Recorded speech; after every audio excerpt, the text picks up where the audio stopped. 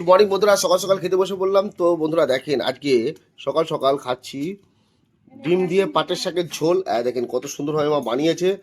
এদিকে সুনমা খাচ্ছে পুঁটি মাছ ভাজা দিয়ে, ডাল দিয়ে, তাই তো সুনমা? আর আমরা বসেছি আজকে নতুন ঘরে খেতে। দেখেন এটা রান্নাঘর, নতুন রান্নাঘর হয়েছে টিন দিয়ে। দেখেন তো কত সুন্দর সুন্দর আজকে রান্না বান্না হয়েছে। দেখেন আহা, মা বানিয়েছে কাতলা কালিয়া, কালারটা দেখে কিন্তু অসাধারণ।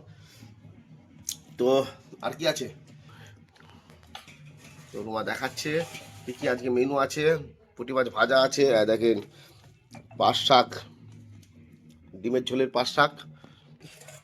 দেখেন একটা তরকারি আছে, নিরামিষ তরকারি, এটা ডাটা দিয়ে নিরামিষ তরকারি হয়েছে।